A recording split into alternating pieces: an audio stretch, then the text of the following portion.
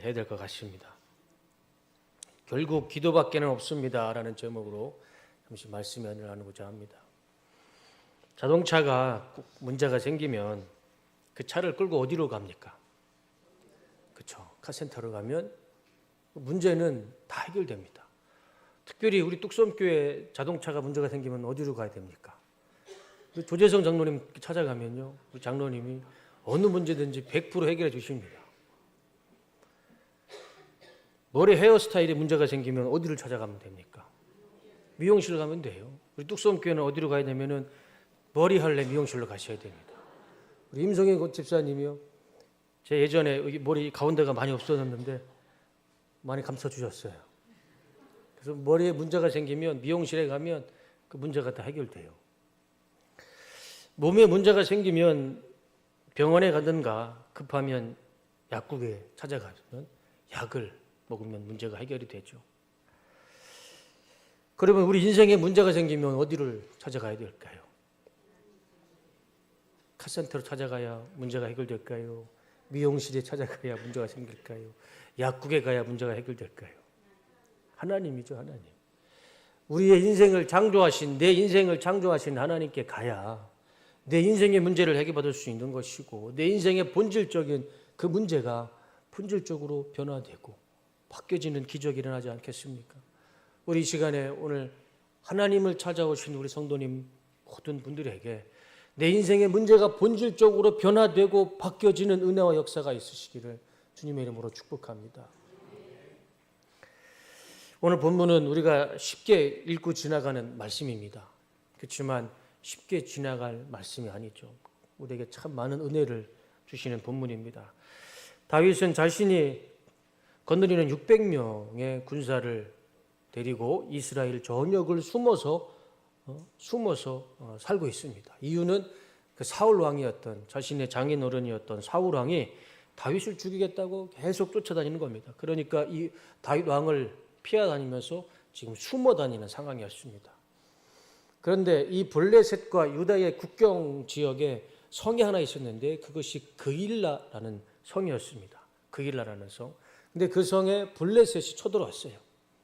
그래서 그 그일라에 있는 곡식도 짐승도 이렇게 약탈해가는 소식을 다윗이 듣게 됩니다. 그러면 다윗은 이미 도망자의 신세인데 그 이야기를 들으면 가만히 있는 게 정상이죠. 그런데 다윗은 가만히 있지 않았어요.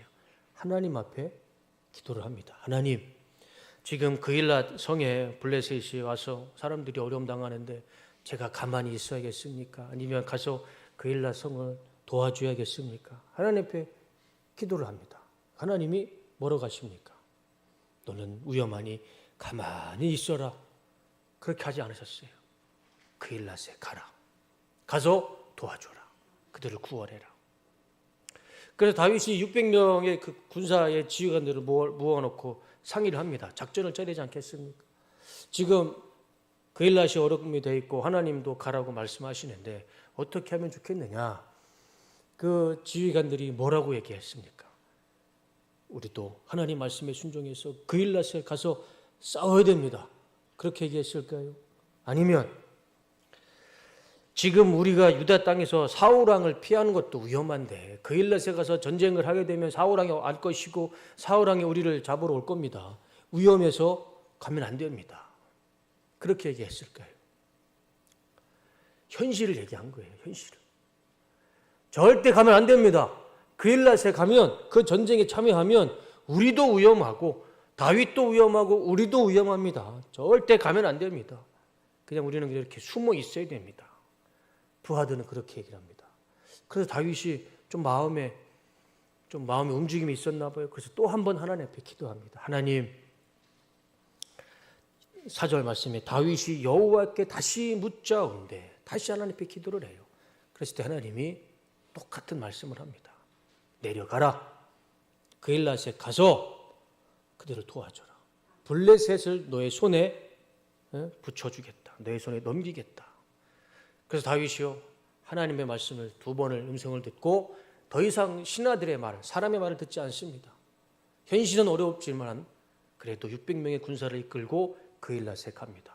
전쟁을 치릅니다. 전쟁의 승패가 어떻게 됐을까요? 다윗이 이기게 됐죠. 그래서 그일라 성을 구하고 빼앗긴 것을 다 되찾게 됩니다. 이것이 오늘 본문의 말씀입니다. 본문을 통해서 우리가 세 가지 은혜를 한번 생각해 봤으면 좋겠어요. 첫 번째는 현실의 어려움은 믿음으로 극복할 수 있습니다. 지금 다윗은 사울 왕에게 들키면 안 됩니다. 다윗이 아무리 용맹스러운 장수이고 전쟁 경험이 많은 장수를 할지라도요, 600명 가지고 이스라엘 왕의 군대와 싸웠을 때는 다윗은 백전백패입니다. 600명 가지고 어떻게 왕의 군대를 이길 수 있겠습니까? 다윗은요, 그냥 가만히 있는 게 최선입니다. 나서면 안 돼요. 지금 다윗은 자기도 죽고 600명의 군사도 죽을 수 있는 아주 위험한 상황입니다. 다윗의 가장 현명한 선택은 현실에 맞게 블레셋이 약탈을 당하든 말든 거기에 있는 유대인들이 죽든 말든 그냥 가만히 있으면 됩니다. 숨죽이고 그냥 숨어 있으면 돼요. 아무 일도 일어나지 않습니다. 본인도 피해도 안 받고 부하 600명도 위험에 처해지지 않습니다. 그래서 다윗의 부하들도 절대 나서면 안 됩니다. 그렇게 얘기했던 거예요. 그럼에도 불구하고 다윗은 600명의 군사를 이끌고 가서 싸우게 됩니다. 그래서 결국 블레셋 몰아내고 그일라 사람들을 구하게 되죠. 만약에 다윗이 이 어려운 현실만 봤으면 어떻게 됐을까요? 자기가 숨어 지내야 한다는 위험한 상황이라는 이 현실만 생각하고 그냥 가만히 있었다면 결과는 어떻게 됐을까요? 블레셋 성은, 그일라 성은 블레셋에게 빼앗기고 거기에 있는 모든 곡식과 짐승들도 다 빼앗기고 그일라 성에 살고 있는 유대인들도 어쩌면 블레셋의 노예로 끌려갔을 것입니다.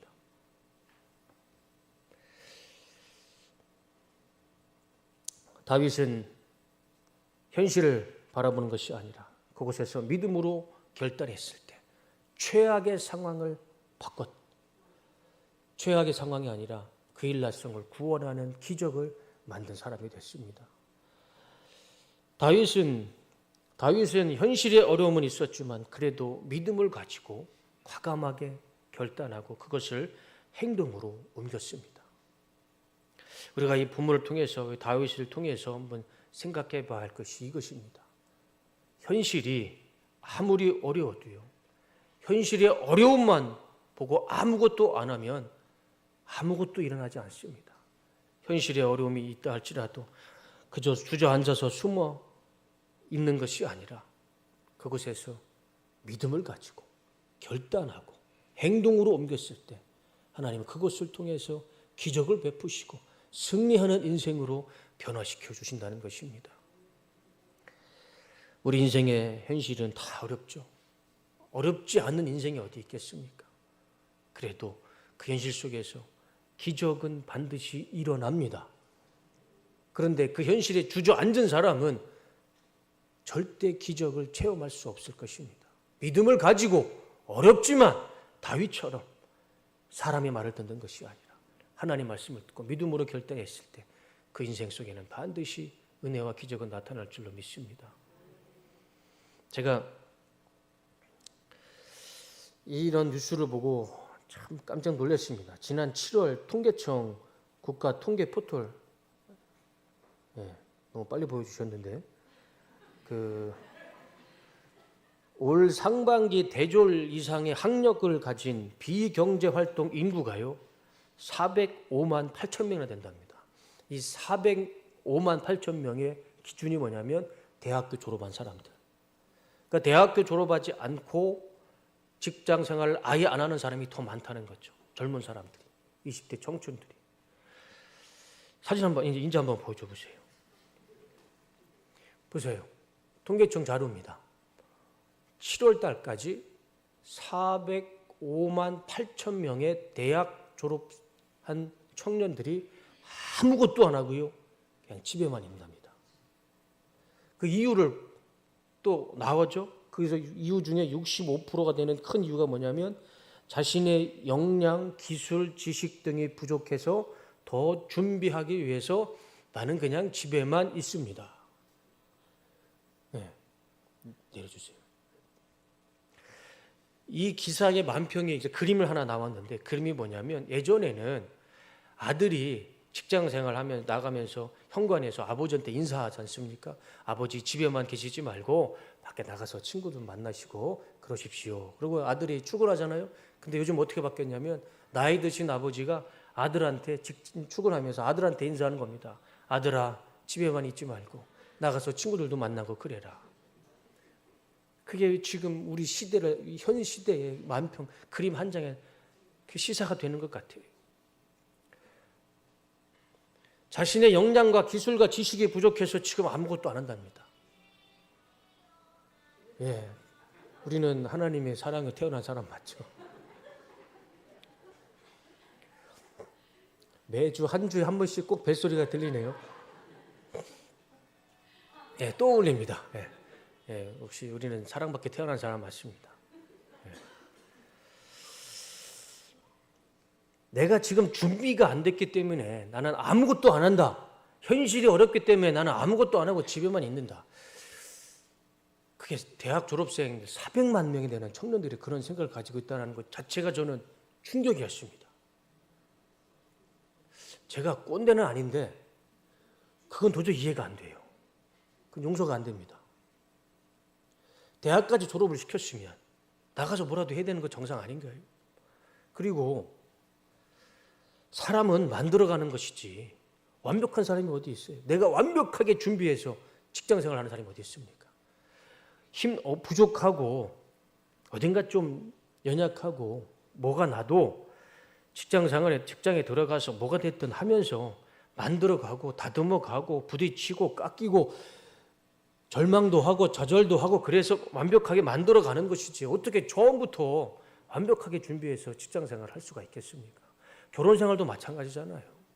결혼생활 어떻게 처음부터 완벽한 남자가 여자가 만나서 완벽한 결혼생활을 할 수가 있습니까? 부족한 남자와 부족한 여자가 만나서 막 부족한 것도 서로 만나고 싸우기도 하고 부딪히기도 하고 그래서 하나의 가정이 만들어지는 것처럼 직장생활도 청년들도 그게 정상 아니겠습니까?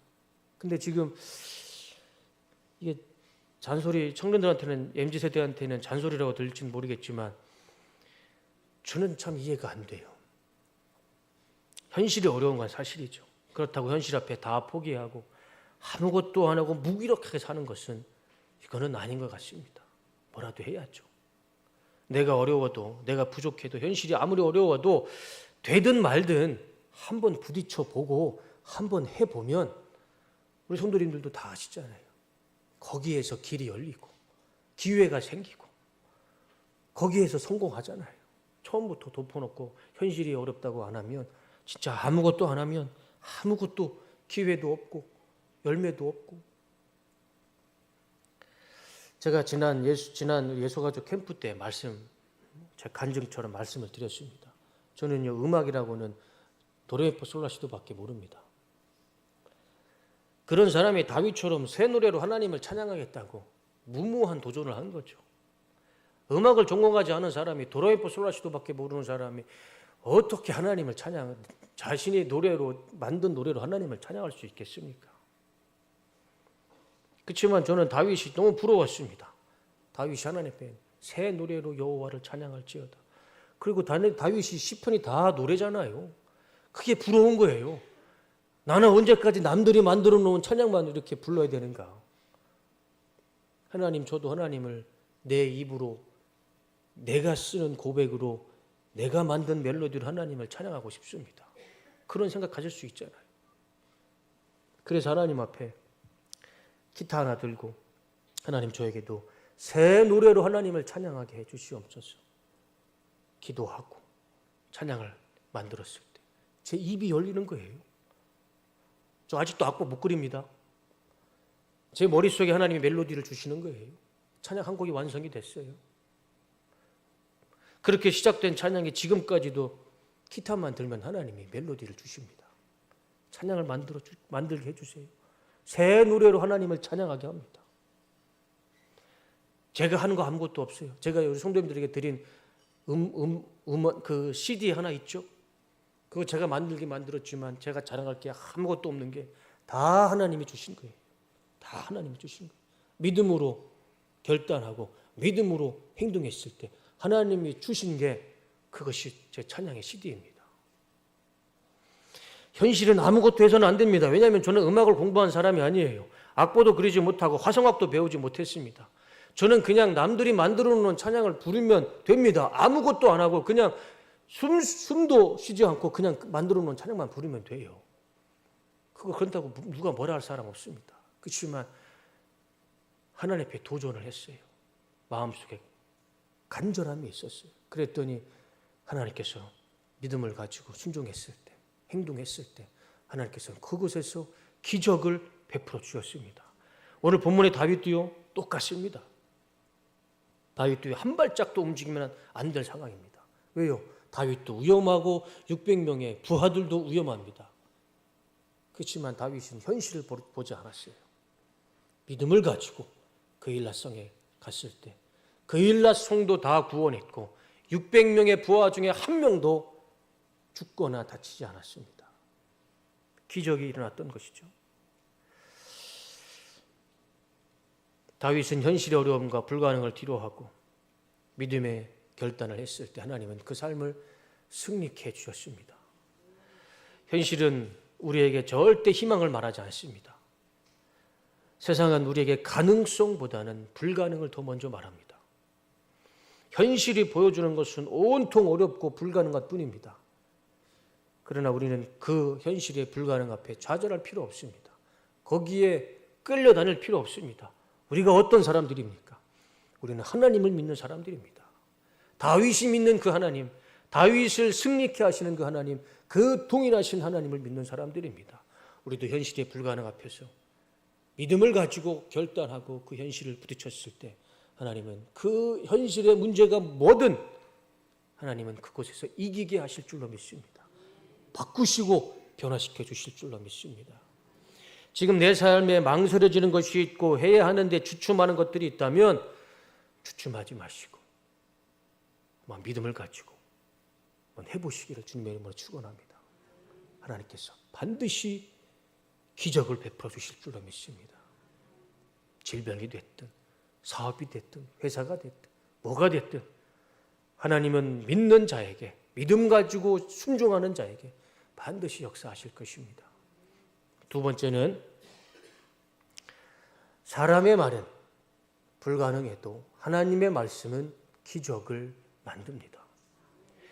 다윗이 왜 이런 무모한 일을 했습니까? 하면 안 되는 전쟁을 왜 했겠습니까? 다윗은요 믿는 구석이 있었어요. 그것이 무엇일까요? 하나님의 말씀이었어요. 2절과 4절 말씀을 보시면 여호와께서 다윗에게 이르시되 4절 여호와께서 대답하여 이르시되 너는 가서 블레셋 사람들을 치고 그일라를 구원하라. 일어나 그일라로 내려가라. 내가 블레셋 사람들을 내 손에 넘기리라. 하나님의 분명한 말씀이 있었습니다. 다윗은 이 하나님 말씀 붙잡고요.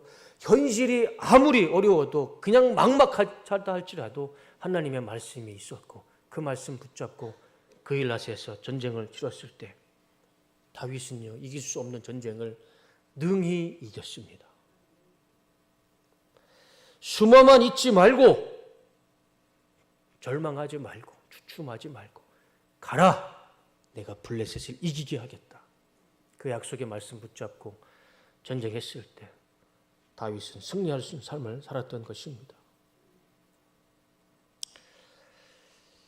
우리 주위에는 다윗의 부하들처럼 항상 현실만 말하는 사람들이 많죠. 무슨 이야기를 합니까? 하지 마라. 안 된다. 해도 안 된다. 가지 마라. 위험하다. 죽을 수도 있다. 너도 죽고 나도 죽고 우리 다 죽는다. 그러니 가만히 있어라. 움직이지 마라. 아무것도 하지 말고 숨어만 있어라. 근데 그게 틀린 말은 아니잖아요. 그게 현실이잖아요. 우리 주변에는 이런 말들을 참 많이 합니다. 그게 틀린 말은 아니죠. 그렇지만 다윗은 이 부하들의 사람의 말에 이치가 맞을지라도 부하의 말이 이치에 맞는 말이라 할지라도 다윗은요 사람의 말을 듣지 않았습니다. 하나님의 말씀을 듣고 하나님 말씀에 순종했을 때 사람은 안 된다고 말할지라도 하나님은 가라, 내가 승리케 하겠다, 그 말씀 붙잡고 갔을 때 승리하는 인생을 살았던 것이죠. 사람의 말과 하나님의 말씀 앞에 우리가 먼저 듣고 순종해야 할 것이 무엇일까요? 사람의 말은 현실의 불가능을 말하지만 하나님은 그 현실의 불가능을 이기는 기적을 말씀하십니다. 그럼 우리는 하나님의 말씀을 듣고 살아야겠죠. 우리는 사람의 말이 아니라 하나님 말씀에 순종하며 살아가야 됩니다. 거기에 현실을 이기는 능력과 기적은 반드시 나타날 줄로 믿습니다. 세 번째는 결국 기도하는 자가 이기게 됩니다. 결국 이기는 자는 기도하는 자입니다. 그일라라는 성에서 이 다윗이 승리를 했는데 그 승리의 시작이 어디에서부터 했을까요? 성경 말씀을 자세히 보면은요, 하나님이 먼저 말씀하자 하신 거 아니에요. 다윗이 먼저 기도했습니다. 2절과 4절 말씀을 보시면, 그래서 다윗은 주님께 여쭈었다. 그래서 전에는 이제 그일라 성이 블레셋이 서둘렀다는 그 소식을 들었어요. 그 소식을 듣자마자 다윗이 뭘 했냐면 하나님 앞에 기도했어요. 하나님, 제가 출전하여 이 블레셋 사람을 쳐도 되겠습니까? 가라. 또 한 번 물어보죠. 다윗이 주님께 다시 여쭈어 보았다. 그런데도 주님께서는 똑같이 대답하셨다. 기도로 하나님의 마음과 하나님의 생각과 하나님의 뜻을 먼저 물어보았습니다. 그랬을 때 하나님은 하나님의 마음과 하나님의 뜻과 그리고 이 전쟁의 결과까지도 하나님은 말씀해 주셨습니다. 4절 말씀을 보여주시면, 4절 말씀 다 같이 한번 읽어보겠습니다. 자, 시작.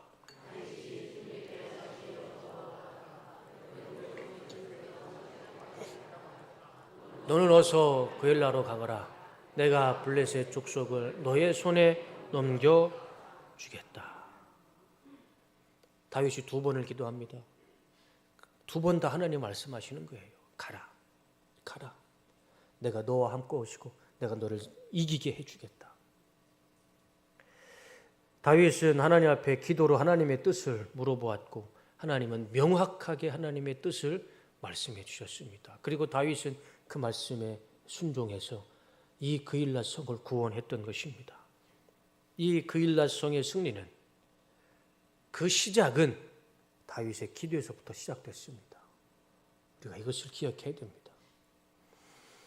그일라 사람들이 구원받은, 그들이 블레셋의 손에서 구원받을 수 있었던 그 시작은 다윗의 기도에서부터 시작됐던 것입니다.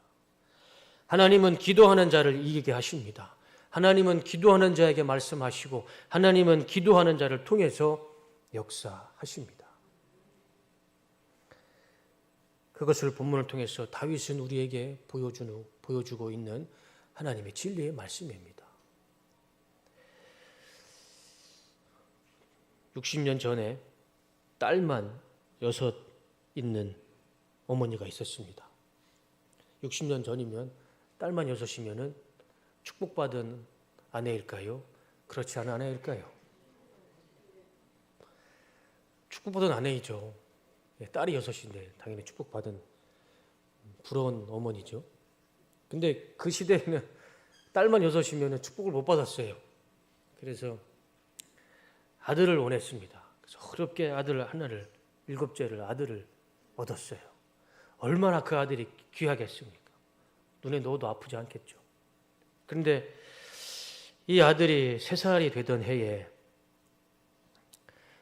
이 아들이 갑자기 걷지도 못하고 서지도 못하고 그 어머니의 표현대로 짐승처럼 기어다니기 시작합니다. 소아마비에 걸렸던 겁니다. 그래서 동네 사람들에게, 친구들에게 짐승 취급을 받는 아이가 됐습니다. 어머님 심정이 어떻겠어요? 그렇게 어렵게 얻은 막내 아들인데. 그래서 신앙도 없던 이 어머니는 교회에 가서 하나님 앞에 매달리기 시작합니다. 목숨을 걸고 하나님 앞에 기도하기 시작해요. 하나님, 우리 아들 이 소아마비를 고쳐주시옵소서. 죽기 살기로 하나님 앞에 아들을 고쳐달라고 하면서 7개월쯤 됐을 때 어느 날 네 발로 기어다니던 애가요 갑자기 벽을 짚고 일어나기 시작합니다. 그리고 두 발로 걷기 시작하는 거예요.